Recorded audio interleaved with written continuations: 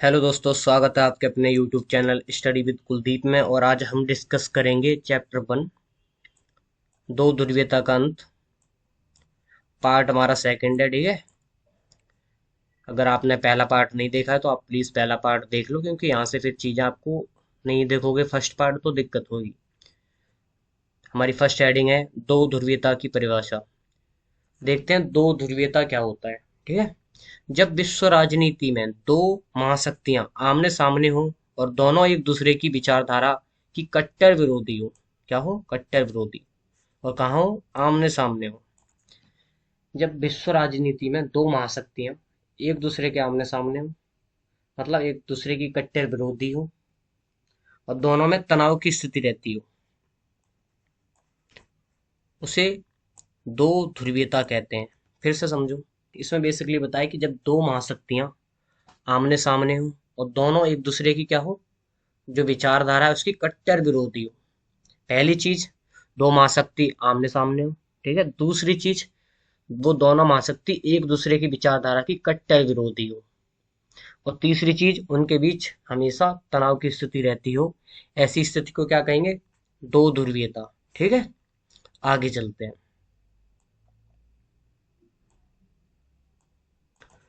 Soviet प्रणाली की विशेषता या सोवियत संघ की विशेषता। ये कई बार क्वेश्चन 6 नंबर का आता है, 6 नंबर का क्वेश्चन आता है, तो इसको आप अच्छे से देखना, ठीक है। मैं डिफाइन करके लाया हूँ प्रॉपर, जिससे आपको कोई दिक्कत ना हो। पहले देख लेते हैं सोवियत प्रणाली किसे कहते हैं या किसे कहा गया। सोवियत संघ में लागू की गई साम्यवादी व्यवस्था को सोवियत प्रणाली कहा गया। ठीक है भाई, क्लियर हो गया इतना? आगे चलते हैं।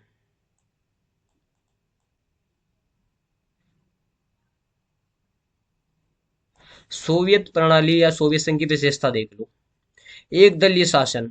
एक दलीय, एक मतलब एक होता है, आपको पता ही है। दलीय मतलब पार्टी, शासन मतलब गवर्नेंस, एक दल का शासन।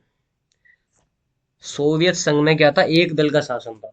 केवल कम्युनिस्ट पार्टी को शासन का अधिकार था, विपक्ष को अनुमति नहीं थी। भाई, जब एक ही पार्टी को शासन का अधिकार होता है, इसका मतलब यह है कि विपक्ष था ही नहीं। विपक्ष होगा भी तो नाम मात्र का। सोवियत संघ की पहली विशेषता क्या थी? एक दलीय शासन। जहाँ पे कौन शासन करता था? केवल कम्युनिस्ट पार्टी के लोग शासन करते थे, उन्हीं को अधिकार था शासन करने का। दूसरी विशेषता थी राज्य का स्वामित्व। सभी उद्योग, कृषि, बैंक और व्यापार राज्य के स्वामित्व में थे। मतलब सोवियत संघ में उद्योग हो गए, कृषि हो गई, बैंक हो गया, या व्यापार से संबंधित कानून वगैरह हो गए, या पूरे व्यापारिक प्रणाली हो गई, वो किसके अधीन थी? राज्य का स्वामित्व था उस पे। मतलब एक तरह से वो कम्युनिस्ट पार्टी हैंडल करती थी उसको। बेरोजगारी नहीं। सोवियत संघ की तीसरी विशेषता थी कि वहां पे बेरोजगारी नहीं। इस प्रणाली में सभी नागरिकों को रोजगार का अधिकार प्राप्त था, इसलिए यहाँ बेरोजगारी नहीं थी, रोजगार सबको मिलता था। ठीक है।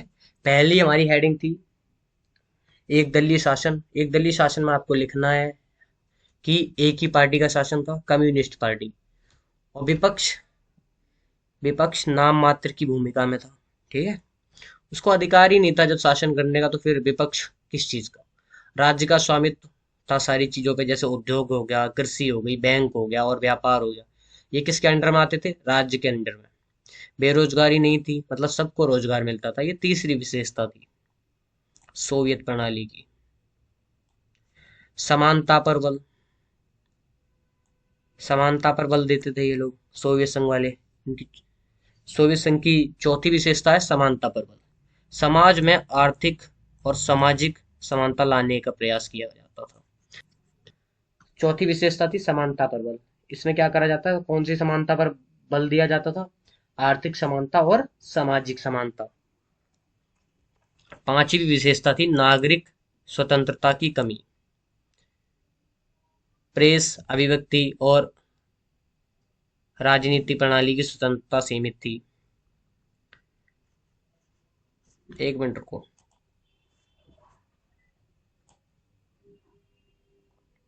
सोवियत प्रणाली की विशेषता में पहली थी एक दलीय शासन। जो मैंने आपको बता दिया, केवल कम्युनिस्ट पार्टी का शासन था और बाकी किसी विपक्ष को अनुमति नहीं थी शासन करने की, ठीक है, शासन का अधिकार नहीं था।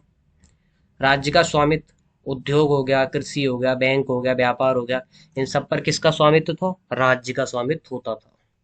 बेरोजगारी नहीं थी। इस प्रणाली में सभी नागरिकों को रोजगार का अधिकार प्राप्त था, इसलिए यहाँ बेरोजगारी नहीं थी। नेक्स्ट टॉपिक देखते हैं। फोर्थ हेडिंग है अपनी, फोर्थ विशेषता समानता पर बल। कौन सी समानता पर बल दिया जा रहा था? आर्थिक समानता और सामाजिक समानता, ठीक है। नागरिक स्वतंत्रता की कमी, प्रेस पर प्रतिबंध लगे होंगे क्योंकि एक ही पार्टी का शासन है तो वो अपने अकॉर्डिंग चीजें दिखाएगा ना। अभिव्यक्ति, विचार व्यक्त करने की अभिव्यक्ति थी नहीं। राजनीति की स्वतंत्रता सीमित थी। केंद्रीकृत योजना, आर्थिक विकास 5 वर्षीय योजना के माध्यम से किया जाता था, पंचवर्षीय योजना की तरह सिस्टम था विकास का, आर्थिक विकास का। नवाचार की कमी, निजी प्रतिस्पर्धा और निजी क्षेत्र के अभाव में तकनीकी विकास धीमा था। अब चलते हैं आगे की ओर। ये 6 मार्क्स का आएगा तो इसको अच्छे से कर लेना, जिससे आपके कम से कम 6 मार्क्स तो पक्के हो सके, ठीक है। अब देखते हैं, अभी हमने विशेषताएं देखी थी ऊपर, अब हम देखते हैं सोवियत प्रणाली की कमियां क्या थी। सोवियत प्रणाली की कमियां निम्नलिखित हैं। राजनीतिक स्वतंत्रता का अभाव। भाई मैंने पहले ही आपको बताया था कि कम्युनिस्ट पार्टी का शासन था और किसी पार्टी के पास शासन का अधिकार नहीं था। केवल कम्युनिस्ट पार्टी का शासन था। जनता को अपना नेता चुनने का अधिकार नहीं था। विरोध की कोई गुंजाइश नहीं थी, जैसे चीन वगैरह में नहीं है वैसे ही सोवियत संघ में भी विरोध करने की, सरकार का विरोध करने की गुंजाइश नहीं थी। अगर कोई विरोध करता है तो उसके ऊपर उचित कार्रवाई की जाती होगी। अभिव्यक्ति की आजादी नहीं, विचार व्यक्त करने की आजादी नहीं, विचार व्यक्त करने की स्वतंत्रता नहीं थी, ठीक है, जो कि मैं आपको पहले ही बता रहा था।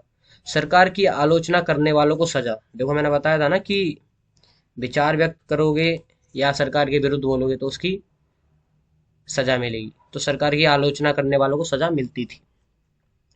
तीसरी कमी थी तकनीकी पिछड़ापन। अमेरिकी गुट की तुलना में सोवियत गुट तकनीकी रूप से क्या था? पिछड़ गया था। और क्या था दूसरी चीज इसमें? सरकारी नियंत्रण और प्रतिस्पर्धा की कमी के कारण। निजी क्षेत्र था नहीं, सरकारी नियंत्रण था सारी चीजों पे, तो कंपटीशन करोगे कहाँ? कंपटीशन भी तो जरूरी है, तभी तो पता चलेगा कि हम कहाँ स्टैंड करते हैं।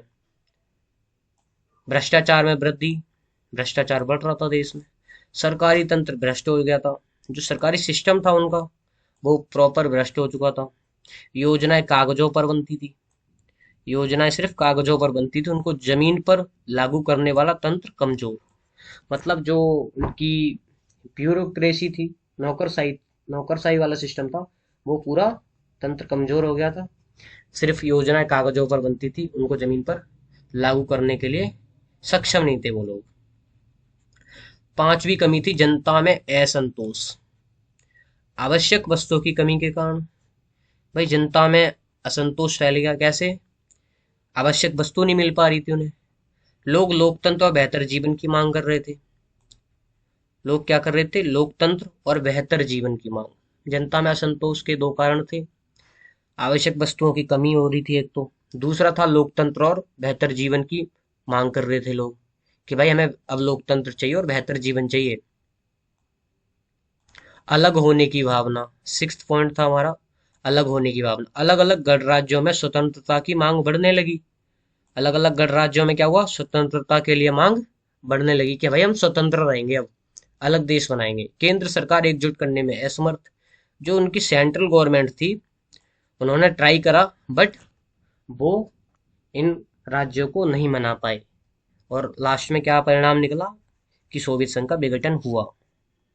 अब देखते हैं नेक्स्ट टॉपिक क्या है। मिखाइल गोर्बाचेव की नीतियां। मिखाइल गोर्बाचेव की नीतियां। मिखाइल गोर्बाचेव सोवियत संघ के अंतिम नेता थे। मिखाइल गोर्बाचेव कौन थे? सोवियत संघ के अंतिम नेता थे, ठीक है। 1985 से 1991 तक सत्ता में रहे, मतलब शीत युद्ध की समाप्ति तक सत्ता में थे ये। उन्होंने सोवियत संघ में बड़े सुधार करने की कोशिश की।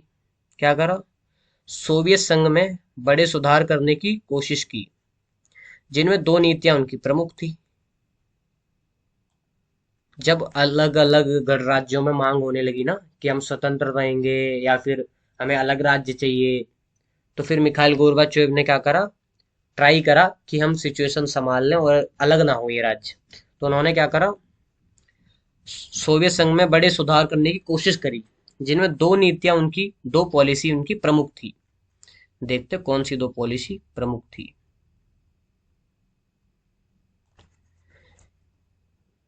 ग्लास नोस्त, इसका अर्थ होता है खुलापन। सुधार के दौरान अभिव्यक्ति की स्वतंत्रता दे दी कि भाई विचार व्यक्त करने की स्वतंत्रता है, जो कि पहले नहीं थी। ग्लासनोस्त नीति के तहत विचार व्यक्त करने की स्वतंत्रता दे दी। ग्लासनोस्त का मतलब होता है खुलापन। उद्देश्य क्या था इसके पीछे मिखाइल गोर्बाचेव का, जनता को अपनी शासकों की नीति का पता चले। अब वो चाहते थे कि हम भी कुछ काम कर रहे हैं, ऐसा नहीं है कि हम सिर्फ आपकी समस्याओं का समाधान नहीं कर पा रहे, हम ट्राई कर रहे हैं। जनता को अपनी शासकों की नीतियों का पता चले कि देखो हमारे पक्ष में हमारे जो राष्ट्र प्रमुख हैं वो क्या क्या नीतियां ला रहे हैं जिससे हमारा कल्याण हो सके। सेकंड पॉलिसी थी उनकी पेरेस्ट्रोइका। क्या थी? पेरेस्ट्रोइका। अर्थ था इसका पुनर्निर्माण, निजीकरण की ओर झुकाव की कोशिश। अब तक आपने पढ़ा था सोवियत संघ समाजवाद को बढ़ावा दे रहा था, बट उन्होंने अब क्या करा, मिखाइल गोर्बाचेव ने नीति लेके आए पेरेस्ट्रोइका। इसका अर्थ था पुनर्निर्माण। इसमें उन्होंने क्या करा, निजीकरण की ओर झुकाव की कोशिश करी। इसका उद्देश्य क्या था? इसका उद्देश्य था आर्थिक और प्रशासनिक क्षेत्र में सुधार करा जाए। मैंने पहले ही बताया था कि प्रशासनिक क्षेत्र जो उनका था सोवियत संघ वालों का, वो क्या था, बिल्कुल कमजोर हो चुका था। पॉलिसी कागजों पर बनती थी बट जमीनी स्तरों पर उनका इम्प्लीमेंट लागू नहीं हो पाती थी। क्लियर हो गया?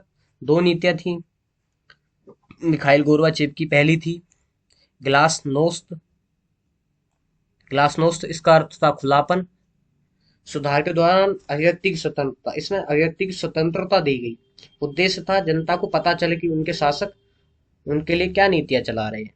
पेरिस ट्रोइका का अर्थ है पुनर्निर्माण, निजीकरण की ओर झुकाव की कोशिश, उद्देश्य आर्थिक और प्रशासनिक क्षेत्र में। एक बार हम देख लेते हैं, रिवाइज कर लेते हैं क्या हमने आज क्या क्या पढ़ा।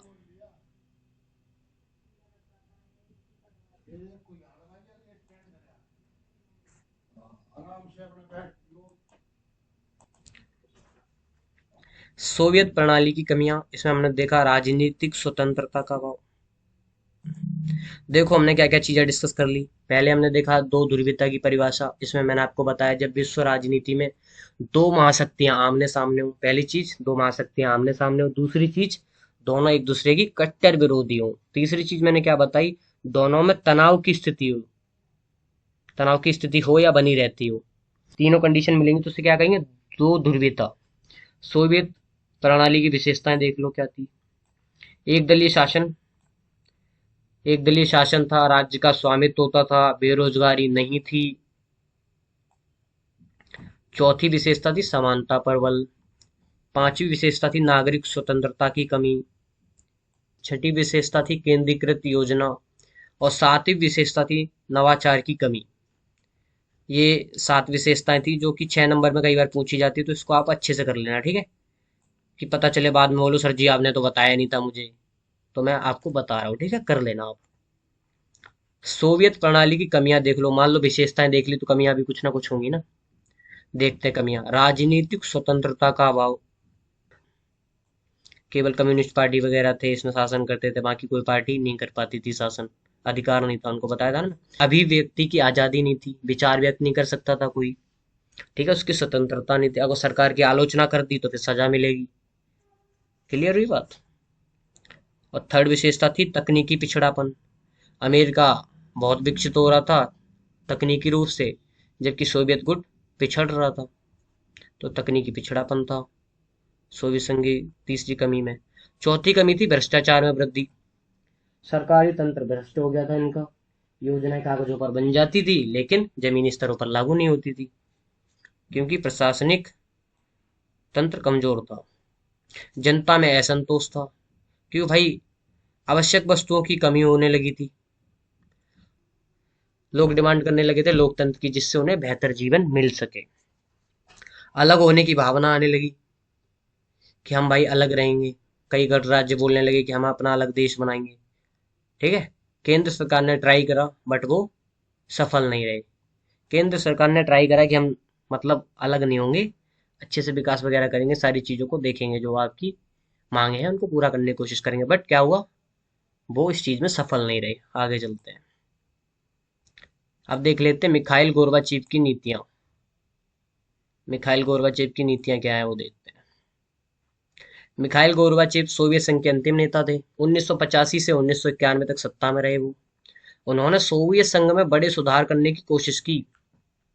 जब देश के अंदर से, सोवियत संघ के गुट के अंदर से ऐसी आवाजें उठने लगी कि हमें स्वतंत्रता चाहिए, अलग राज्य बनाना है, अलग देश बनाना है, ऐसी ऐसी मांगे उठने लगी, तो फिर जो मिखाइल गोर्बाचेव थे, राष्ट्रपति थे, उन्होंने क्या करा, कुछ पॉलिसी लाए। उनमें दो पॉलिसी प्रमुख थी। पहली